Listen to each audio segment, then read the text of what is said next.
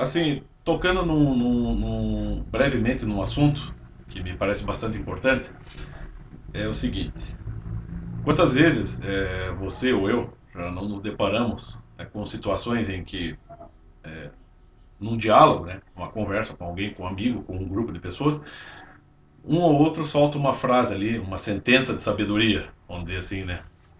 Ou uma sentença assim uma sentença filosófica, literária, enfim, histórica, com a qual a pessoa, vamos dizer, em geral, pensa que está, vamos dizer assim, conseguindo manter-se na conversa, ou a pessoa, em geral, né, utilizando dessas frases, né, ela acredita que está entendendo do assunto que está sendo tratado, né, num debate, numa conversa entre amigos, num diálogo. Não importa se é um diálogo, vamos dizer assim, num cenáculo, né, numa academia literária, ou um diálogo entre amigos, mas que estão conversando e pretendem chegar a algum lugar, a um entendimento mútuo, né?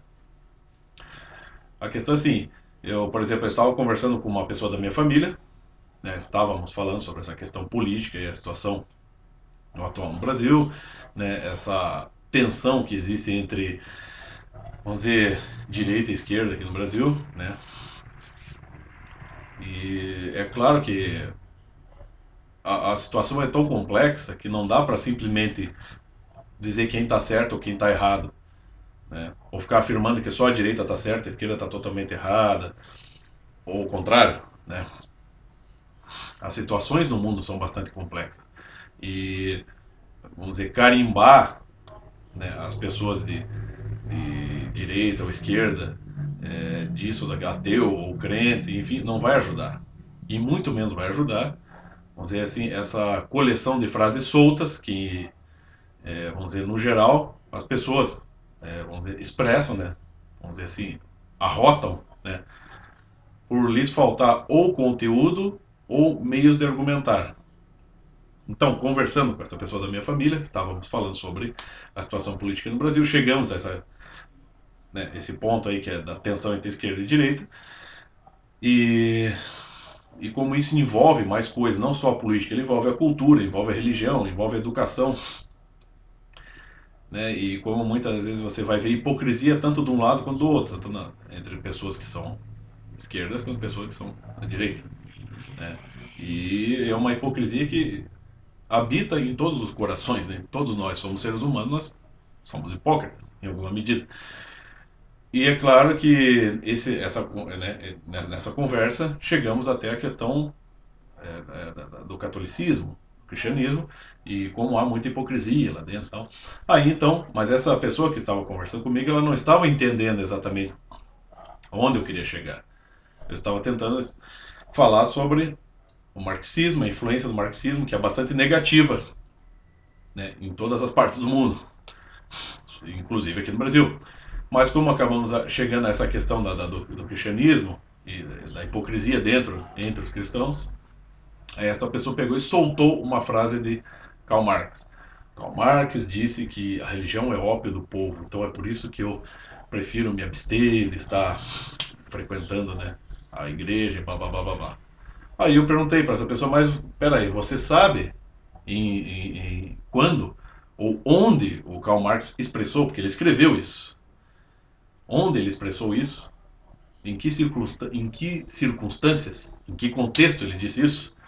Da pessoa, não, daí eu expliquei, ó, isso está numa tese que ele escreveu, né, sobre Hegel, né, e lá ele, num determinado contexto, ele insere esse raciocínio, que é um raciocínio bastante equivocado, né, que esta pessoa, você vê, essa pessoa não sabendo nada de Karl Marx, mas pegando uma frase solta, né, que está aí difundida, né, aos montes pela internet, né, ou em livrinhos de autoajuda, ela simplesmente se apegou àquela frase, achando que estava, não só que estava entendendo a nossa conversa, mas acreditando que Karl Marx disse essa frase no sentido de que a religião, no fim das contas, é isso. Quando, na verdade, né, vamos dizer assim, é, eu expliquei para essa pessoa, o Karl Marx, tanto faz para ele se a religião está está cumprindo ou não o seu papel e se as pessoas estão se relacionando bem ou não com a religião, do modo verdadeiro ou não com a religião. Para ele, religião é só ópio do povo. Mas essa pessoa soltou essa frase no sentido de que o Karl Marx estava descrevendo um estado, o estado atual das religiões, né? E não é isso. O Karl Marx já estava, né, vamos dizer assim, formulando tudo o que viria a ser, né, a doutrina comunista. Logo após, né, vamos dizer, confirmada ali no opúsculo ali, né, Manifesto do Partido Comunista. Portanto, para o Karl Marx é isso. Mas as pessoas vivem nessa, né, assim, essa coleção, essas coleções de frases soltas, as pessoas vivem arrotando aqui e ali e em geral não sabem ao que se refere. Sabe por quê? Porque essas pessoas não se interessam por realmente buscar um conhecimento continuamente, né? No geral, a grande massa aí não está interessada em abrir livros e entender exatamente o que uma pessoa está querendo dizer com isso ou com aquilo, né? As pessoas soltam essas frases como se acreditando que, por exemplo, um dia Platão decidiu chegar lá para os seus discípulos e dizer que, né, expressar aquela frase importante, aquela sentença importante, que conhece-te a ti mesmo. Então as pessoas acham que ele chegou um dia lá e disse para os seus discípulos, conhece-te a ti mesmo, e virou as costas e foi embora. Não, tem todo um diálogo envolto nisso aí, no diálogo de Alcibiades, né, em que eles vão chegando a isso, a esse entendimento. Né? Ou então que um dia Karl Marx chegou lá para o seu, né, no púlpito, para o seu público e simplesmente resolveu dizer que a religião é ópio do povo e virou as costas e saiu, se mandou. Pô, não é nada disso, tem todo um contexto, mas as pessoas não estão interessadas nisso, elas estão interessadas em caçar a frase e ficar carimbando as situações. Né? E é isso que ajuda, né, vamos dizer assim, ajuda a piorar a situação né, da, da mentalidade. Você não tem uma inteligência que se desenvolve. Tornar-se inteligente, cara, ler livros é uma coisa tão prática para a inteligência quanto você trabalhar numa oficina, numa mecânica. Você reformar a sua casa, martela aqui, passa argamassa ali, né? É a mesma coisa na leitura. Quando você abre um livro, você está aprendendo coisas, você está fazendo uma manutenção da sua inteligência, você está adquirindo vocabulário e cada palavra, né, cada termo, cada locução, cada entendimento vai formando um tijolo e vai formando uma construção de entendimento, você vai formando, né, uma personalidade mais inteligente, ou seja, vai construindo um modelo de entendimento que pode ser objetivamente projetado sobre o mundo e que se encaixe com o mundo, se encaixe com a realidade. Ou seja, você vai estruturando a tua inteligência de modo que ela se articule com a realidade.